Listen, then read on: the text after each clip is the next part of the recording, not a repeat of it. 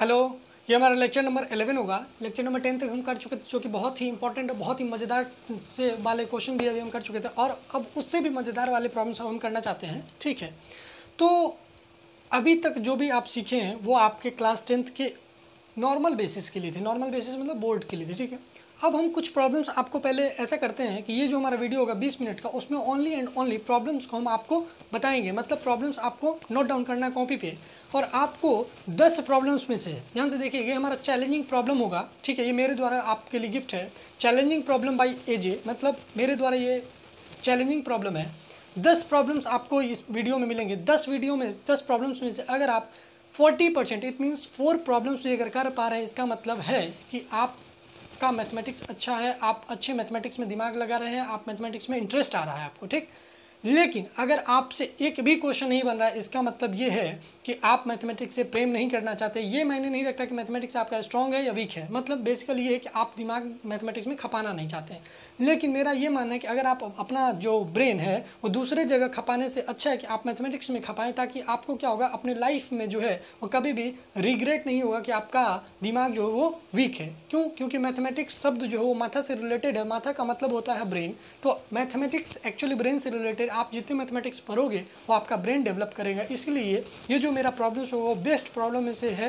तो आप प्लीज़ इस क्वेश्चन को ट्राई कीजिएगा बनाने का। भले बने या ना बने वो दूसरा बात होती है, लेकिन आप कम से कम ट्राई तो करें। ठीक है, क्यों? क्योंकि एक स्टेटमेंट है छोटा सा, हारा वही जो लड़ा नहीं।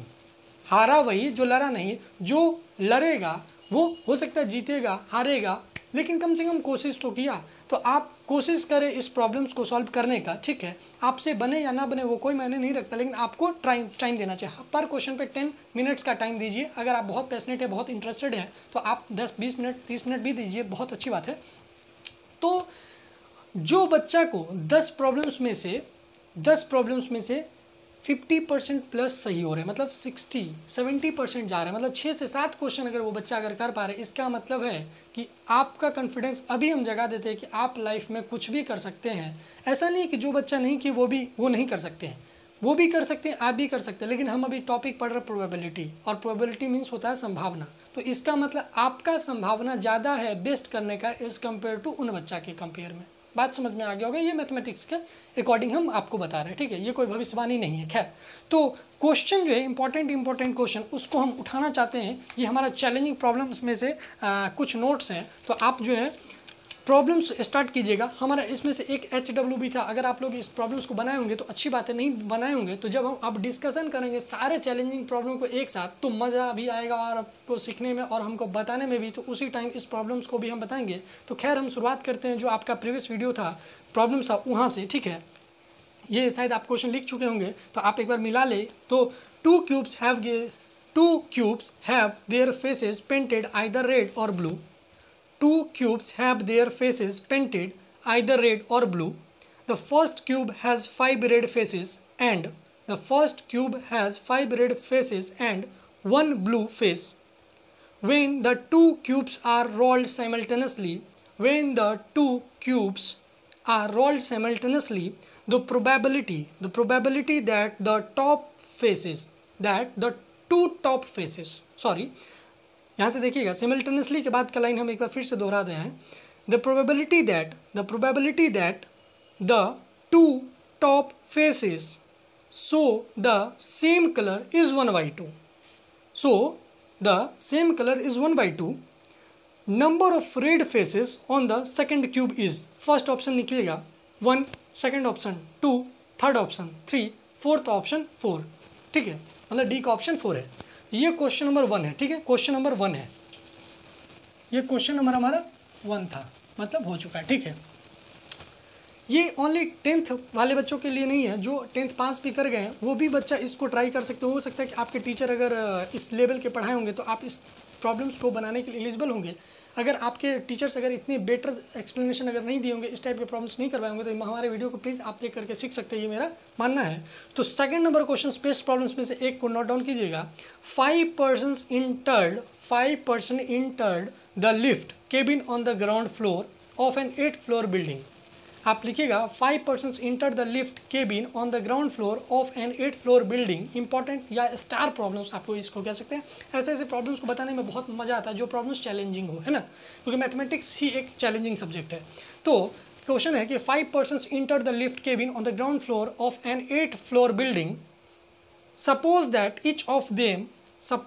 each of them independently, सब इंडिपेंडेंटली है भाई, सब इंडिपेंडेंटली है, हाँ, तो suppose that each of them independently and with equal probability, ठीक है, with equal probability can leave the cabin at any other floor, ठीक है, starting from the first the probability that all 5 persons live at a different floor is. इसका option इसलिए नहीं देंगे, क्यों, क्योंकि ये ऑप्शन देख के आपको शायद कंट्राडिक्शन आने लगे माइंड में कि ये क्या होता है, ठीक है, तो आपको पहले सोचना है, ठीक है। अगर हो सकता है, कोई ज़रूरी नहीं है कि जो इसमें ऑप्शन हो, जिस फॉर्मेट में इसका ऑप्शन हो उस फॉर्मेट में आपको आंसर लाना है, कोई ज़रूरी नहीं है।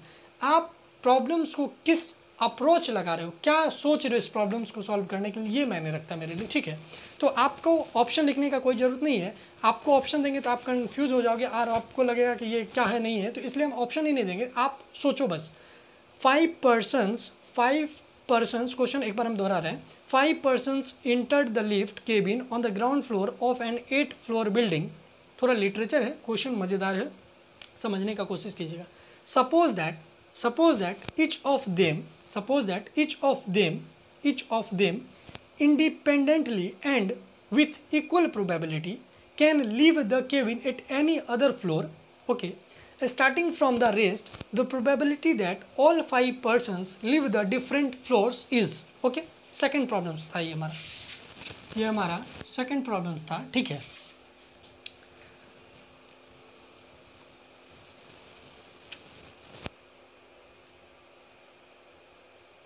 एक प्रॉब्लम लिखिएगा, an urn URN urn means होता है कलश। अभी नवरात्रा चल रहा है ना, तो कल हमारा क्या था, कलश यात्रा, मीन्स जो प्रारंभिक दुर्गा पूजा का दिन होता है उसको हम लोग क्या बोलते हैं, कलश यात्रा का दिन, ठीक है। तो कलश जो भरती है लड़की लोग उसी को बोलते हैं कलश, ठीक है। Now come on the point. An urn contains M white and N black balls। An urn contains, एक कलश है जिसमें M नंबर की वाइट बॉल्स है और N ब्लैक बॉल्स है, okay. All the balls except for one ball are drawn from it. The probability that the last ball remaining in the urn is, the last ball remaining in the urn is white is, मतलब अब white ball होगा उसमें, इसका क्या probability है। Question आपको एक बार फिर से हम बता देते हैं। An urn contains M white and N black balls, all the balls except for one ball are drawn from it, okay। the probability that the last ball remaining in the urn is white is, ठीक। इसका भी option इसलिए नहीं है क्योंकि option देख के या तो आपको हिंट भी मिल जाएगा, और दूसरी बात कि ऑप्शन देख के आप डर भी सकते हो, ठीक है। तो इसलिए हम आपको इसका ऑप्शन भी नहीं देना चाहते, ठीक है। आप प्रॉब्लम्स को सोचें, ठीक है, उसके बाद और देखिएगा।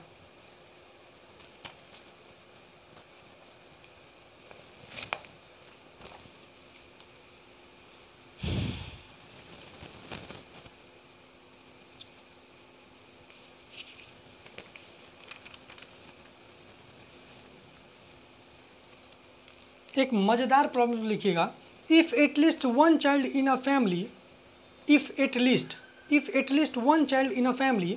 ये क्वेश्चन नंबर 3 है। इफ़ एटलीस्ट मीन्स जानते हैं कम से कम, एटमोस्ट मीन्स ज़्यादा से ज़्यादा, तो खैर if at least one child in a family with three children is a boy, then the probability that 2 of the children are boys are. समझ में आया क्वेश्चन क्या है। If at least one child in a family with 3 children is a boy, then the probability that 2 of the children are boys is, okay। आपको probabilities का find out करना है, ठीक है। तो ये हमारा क्वेश्चन नंबर 3 हो चुका है, ठीक है। ये हमारा क्वेश्चन नंबर 3 हो चुका है, ठीक है। ये सारे प्रॉब्लम्स जो हैं वो आप कोशिश ज़रूर करें बनाने का। एक प्रॉब्लम्स और लिखिएगा, बहुत अच्छा क्वेश्चन।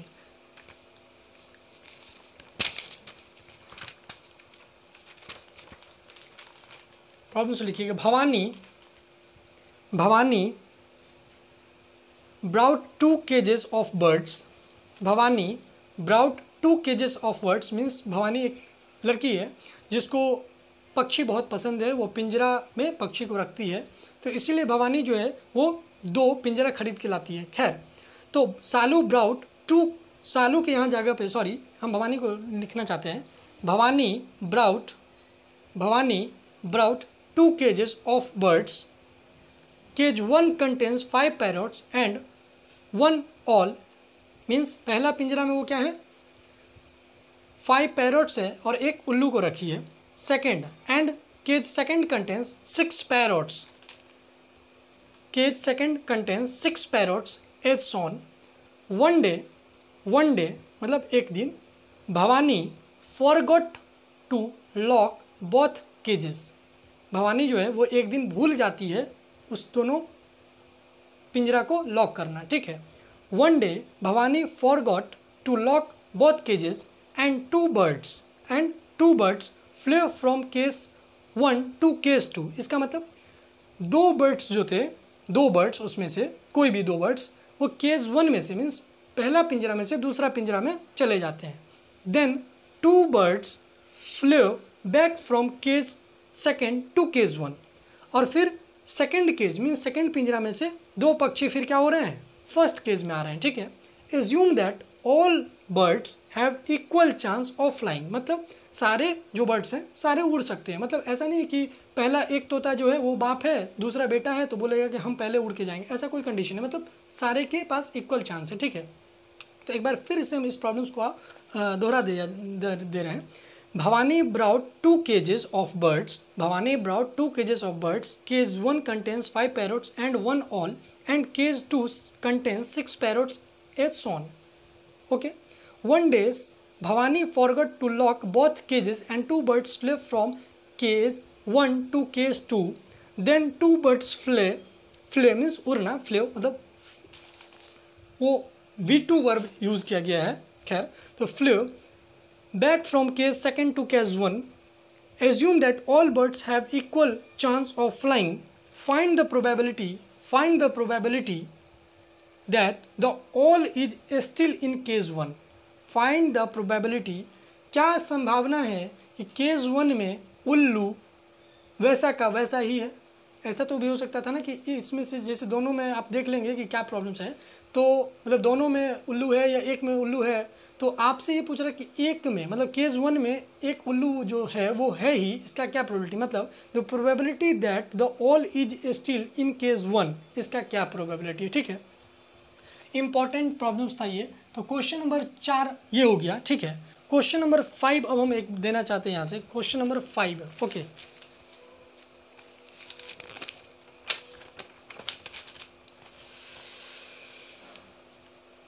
क्वेश्चन नंबर 5 साहब,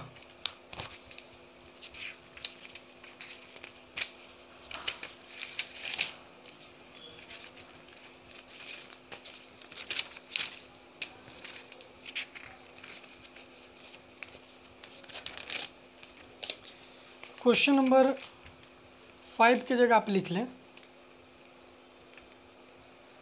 a pair of fair dice is thrown independently 3 times. A pair of fair dice is thrown independently 3 times. Okay. The probability of getting a score of exactly 9. The probability of getting a score of exactly 9 twice is. तो ये हमारा question number 5 होगा, ठीक है।